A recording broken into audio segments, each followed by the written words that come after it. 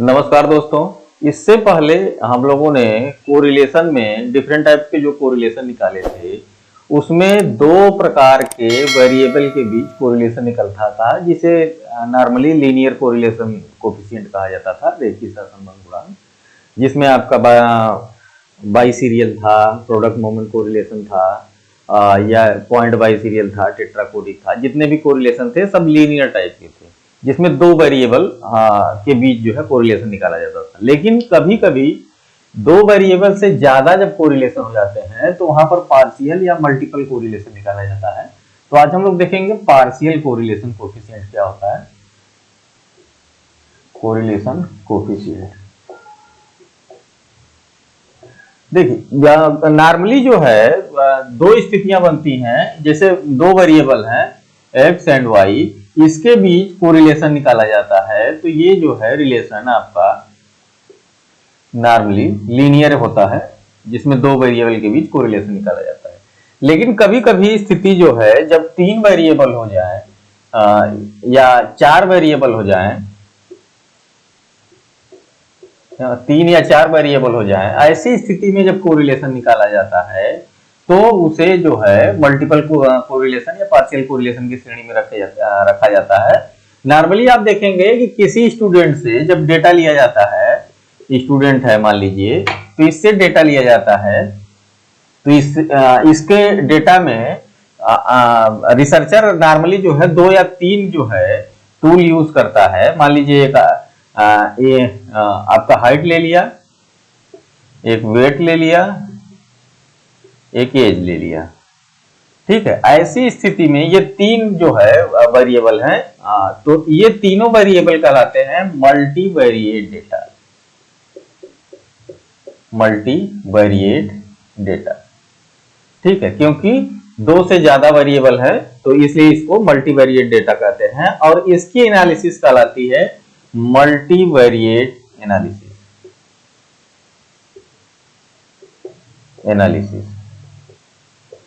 ठीक, multivariate analysis कहलाती है। मल्टीवेरिएट एनालिसिस में डिफरेंट टाइप्स की एनालिसिस लोगों ने बताई हैं। अब इसमें एक जो है कोरिलेशनल स्टडी होती है, कोरिलेशनल स्टडी, जिसके अंतर्गत आपके ये दो जो है कोरिलेशन कोफिशिएंट आते हैं, एक पार्शियल और एक मल्टीपल।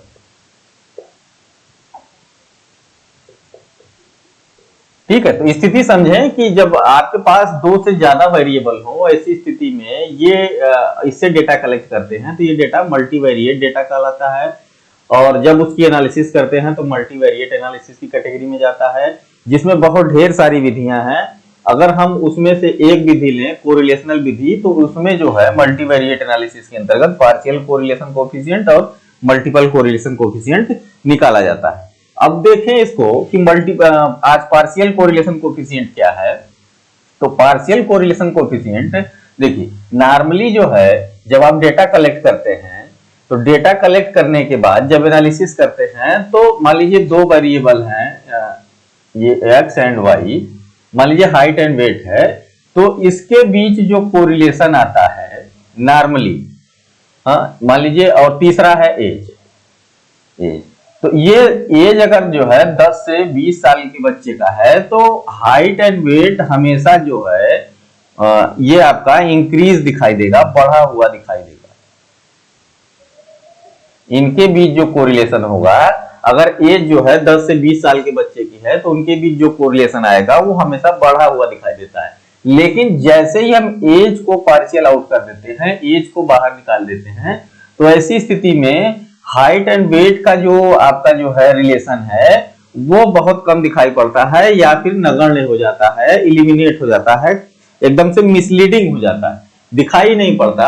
अगर हम मान लीजिए ये 40 साल का व्यक्ति ले लें तो ऐसी स्थिति में हाइट एंड वेट एकदम कांस्टेंट रहेगा, वो बढ़ा हुआ आपको नहीं दिखाई पड़ेगा। तो एज यहाँ पर देखिए बहुत बड़ा फैक्टर है जो आपके पूरे के पूरे कोरिलेशन को डिस्टर्ब कर दे रहा है। इससे पता नहीं चल रहा है कि वास्तव में जो हाइट एंड वेट में क्या जो है आपका रिलेशन है, एज की वजह से, ठीक। तो अब अगर हमको एज को पार्शियल आउट कर दें, अगर हम तो एज को अगर बाहर निकाल दें तो हमको एक्चुअल जो है एक्स एंड वाई के बीच जो रिलेशन है वो मिल जाएगा। तो यही कहलाता है आपका पार्शियल कोरिलेशन, कि जब एक वेरिएबल को जो है कांस्टेंट रख के या पार्शियल आउट करके दो वेरिएबल के बीच कोरिलेशन निकाला जाता है, तो ये कहलाता है पार्शियल कोरिलेशन कोएफिशिएंट। ठीक, अब जैसे मान लीजिए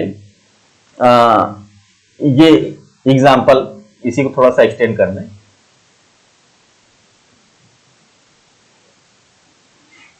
एक्स मान लीजिए आपका हाइट है और वाई आपका वेट है। ठीक, अब इनके बीच कोरिलेशन निकालना है, और तीसरा जो है फैक्टर एज है। ठीक, तीसरा वेरिएबल एज है। ठीक, इनके बीच अगर कोरिलेशन निकाला जाता है तो ये दोनों कहलाते हैं प्राइमरी वेरिएबल, और ये कहलाता है, अगर हम इसको कंट्रोल कर रहे हैं तो ये कहलाता है कंट्रोल वेरिएबल। ठीक है, जिसके जिसके बीच कोरिलेशन देखना रहता है वो प्राइमरी रहते हैं, और जिसको जो है आपको बाहर करना रहता है वो कंट्रोल वेरिएबल होता है। अब ये कंट्रोलिंग कैसे की जाती है, पार्शियल आउट कैसे किया जाता है, ये इसकी दो विधियां हैं। या तो आप एक्सपेरिमेंटली करें, प्रयोगात्मक रूप से, कि पहले ही इसको बाहर कर लें, और दूसरा है स्टैटिस्टिकली करें।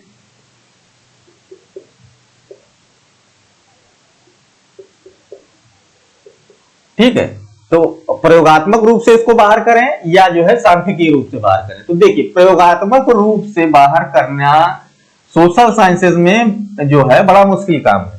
ठीक, ये साइंस की जो रिसर्चेज होती हैं लैब वगैरह में, वहां पर जो है भाई दो आपके जो है केमिकल हैं, जो है दो केमिकल के बीच प्रभाव देखना है, उनके बीच जो है क्या प्रभाव है, और तीसरे को कंट्रोल हम कर लेते हैं लैब वगैरह में। साइंस वगैरह में इस प्रकार का जो है एक्सपेरिमेंटली जो है वेरिएबल को कंट्रोल किया जाता है, लेकिन सोशल साइंसेज में एक्सपेरिमेंटली ये संभव नहीं हो पाता। तो इसलिए हम सोशल साइंसेज की रिसर्च में सांख्यिकीय रूप से स्टैटिस्टिकली जो है वेरिएबल को कंट्रोल करते हैं, कि डेटा हमने ले लिया, डेटा लेने के बाद इसके बाद जो है हम इसको कंट्रोल करेंगे। तो इस प्रकार का कोरिलेशन जब आप स्टैटिस्टिकली कंट्रोल करके जो है दो वेरिएबल के बीच तीसरे को कंट्रोल करके जब कोरिलेशन निकालते हैं, तो ये पार्शियल कोरिलेशन कोएफिशिएंट होता है। अब इसको जैसे समझें थोड़ा सा आर्डर के फॉर्म में। तो देखिए, जब x को आप जो है एक वेरिएबल मानते हैं, y को दूसरा मान लिया आपने, और z को तीसरा वेरिएबल मान लिया। ठीक है, ये तीन वेरिएबल आपने मान लिए। तो इसको ऑर्डर के फॉर्म में अगर लिखना हो तो देखिए, जब आप कहते हैं कि हम इसको कंट्रोल करके इसके बीच जो है कोरिलेशन देखना चाहते हैं, तो ये कहलाता है first order correlation, first order equation या कोरिलेशन। ठीक है, जब एक वेरिएबल को आप कंट्रोल करते हैं तो फर्स्ट ऑर्डर, जब दो को करते हैं, मान लीजिए एक और वेरिएबल हो, मान लीजिए ए है, ये चौथा वेरिएबल। ठीक है, इसको दो वेरिएबल को कंट्रोल करते हैं तो ये कहलाता है second order correlation, second order correlation. ठीक है, तो इसी प्रकार से इसकी जो है संख्या बढ़ती जाती है, first order, second order, third order, जितने आपको वेरिएबल कंट्रोल करने हैं उसके उसी फॉर्म में ऑर्डर बढ़ता जाएगा। ठीक है, अब अगर हम सिंपल कहें कि मान लीजिए हम प्रोडक्ट मोमेंट कोरिलेशन है, उसमें एक्स एंड वाई दो ही चर हैं, ऐसी स्थिति में ये सिंपली जो है कहलाता है इस प्रकार का जो है कोरिलेशन जीरो ऑर्डर कोरिलेशन, क्योंकि इसमें हम किसी तीसरे चर को कंट्रोल नहीं कर रहे हैं, तो ये जीरो ऑर्डर कोरिलेशन कहलाता है। ठीक है, तो इससे पहले वाले जो कोरिलेशन थे वो सारे के सारे जीरो ऑर्डर कोरिलेशन होते हैं। अब यहां पर हम अपनी बात करते हैं कि पार्शियल कोरिलेशन कोएफिशिएंट में कैसे जो है चरों को कंट्रोल करते हैं। तो स्टैटिस्टिकली हमने बताया कि चर जो है कंट्रोल होते हैं। तो मान लीजिए ये तीन वेरिएबल हैं आपके पास, तीन वेरिएबल के बीच जो है आपको चर को कंट्रोल करना है। तो इसके लिए फर्स्ट ऑर्डर का फार्मूला कैसे डेवलप होगा, तो देखिए आर, इसके बीच कोरिलेशन निकालना है, तो R1 2, ठीक है, डॉट जिसको कंट्रोल करना है उसको लिखेंगे, ये 3। ठीक है, इसको समझ लीजिएगा। R1 2 कोरिलेशन इसके बीच 1 2 के बीच देखना है। डॉट 3 क्या है? कंट्रोल वेरिएबल है। अब इसका फार्मूला क्या हो जाएगा? Equal to R12 minus R13 into R23। ठीक है, देखिए R12 यहां रहेगा, इसके बाद R13 यहां, फिर R23 यहां, ठीक, अपॉन अंडर रूट एक पहले ब्रैकेट में 1 माइनस R13 का स्क्वायर और दूसरे ब्रैकेट में 1 माइनस R23 का स्क्वायर। ठीक है, इस प्रकार से ये फर्स्ट ऑर्डर का जो है कोरिलेशन इस प्रकार से डेवलप करेंगे आप। ठीक, ये R12 के बीच हमको कोरिलेशन देखना है, तो तीसरे को कंट्रोल और तीसरे को कंट्रोल करना है, तो R12 और R13 इंटू R23, इसके बाद 1 अपान सेम वही इसको लिख लेना है 1 माइनस R13 का स्क्वायर और दूसरे ब्रैकेट में 1 माइनस R23 का स्क्वायर। ठीक, इस प्रकार से आप लिखेंगे। मान लीजिए आपको दूसरे को कंट्रोल करना है, तब क्या करेंगे? अब इसको लिखेंगे R13 डॉट दूसरे को कंट्रोल करना है। ठीक, तो सेम ऐसे ही डेवलप हो जाएगा। इसका भी फार्मूला क्या हो जाएगा? R13, इसको देखिएगा, R13 minus R12 into R32 upon under root in bracket 1 minus R12 का स्क्वायर और R32 का स्क्वायर। ठीक है, तो इस प्रकार से अब मान लीजिए पहले को कंट्रोल करना हो तो पहले के लिए फार्मूला फिर सेम ऐसे हो जाएगा, जहां जो है आपको 2 लगा हुआ है वहां लगा दीजिए। तो इस प्रकार से ये होता है फर्स्ट ऑर्डर।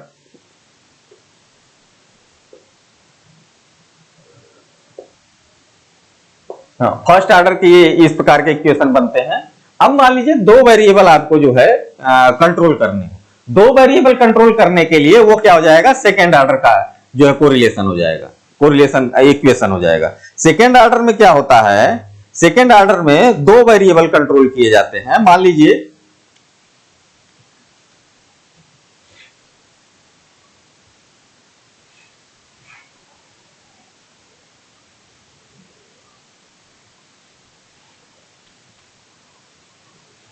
एक वेरिएबल और है आपका, ये मान लीजिए ये चौथा वेरिएबल है।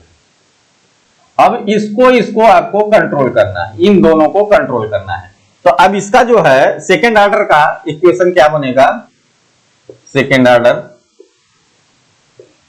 अब इसमें देखिए तो R12 इंटू डॉट 3 4। ठीक है, 3 4 को यहां 3 और 4 को कंट्रोल करना है, तो R12 dot 3 4 equal to R12 dot 3 minus R14 dot 3। ठीक है, इसको देखिएगा 14 डॉट 3 इंटू R24 डॉट 3। ठीक, upon under root 1 minus R14 dot 3 का square and 1 minus R24 dot 3 का स्क्वायर। ठीक है, इस प्रकार से ये सेकेंड ऑर्डर के बनेंगे जो है इक्वेशन। अब इस आप चाहें तो फिर जैसे R13.42 मतलब जितने आप करना चाहें कंट्रोल, R434 इंटू डॉट 12, मतलब जो भी आपको लगता है कि इसको कंट्रोल करके हम दूसरे जो है इक्वेशन को डेवलप करना चाहेंगे, तो आसानी से आप जो है इस प्रकार से इसको डेवलप कर सकते हैं। ठीक, एक को समझने की बात है, एक समझ लिया आपने तो दूसरा अपने आप बहुत आसानी से डेवलप कर लेंगे। ठीक, अब इसको एक एग्जांपल से समझते हैं कि मान लीजिए जो है फर्स्ट ऑर्डर कोरिलेशन को, कि एक एग्जांपल आप लीजिए, उससे समझिए तो ज्यादा क्लियर होगा। मान लीजिए हमने कहा कि जो है 200 छात्रों के समूह में 200 छात्रों का एक ग्रुप है, उसमें जो है बच्चों के कोरिलेशन कुछ आए हैं। मान लीजिए ये प्रॉब्लम है, ठीक है, 200 छात्रों के समूह में कुछ बच्चे हैं। अब उसमें जो है एज और देखिए ऊंचाई और हाइट और वेट के बीच कोरिलेशन आया है 0.68, ठीक है। इसी तरीके से हाइट एंड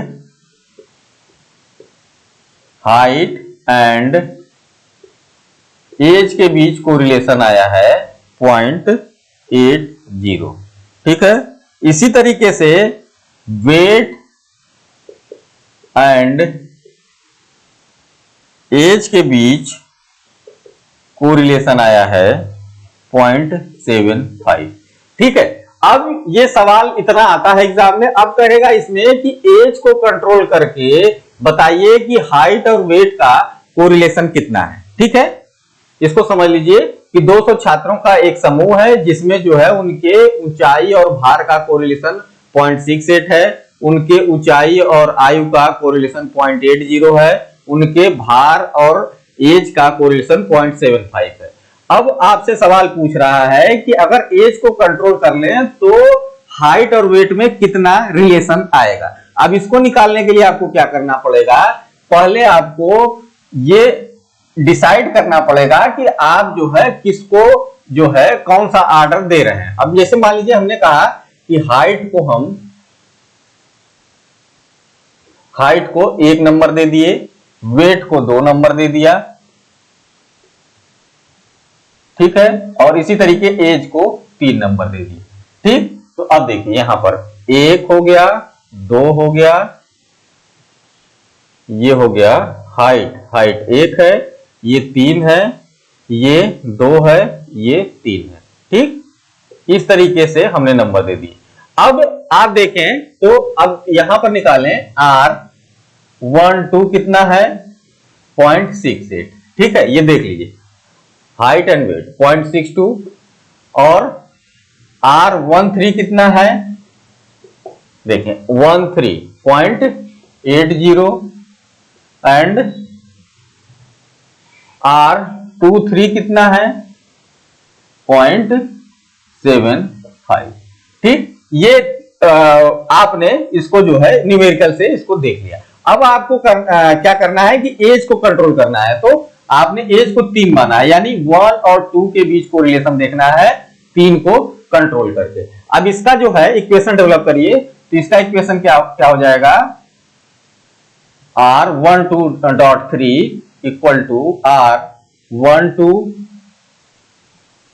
इसके बाद माइनस R13 और R23, ठीक, अपॉन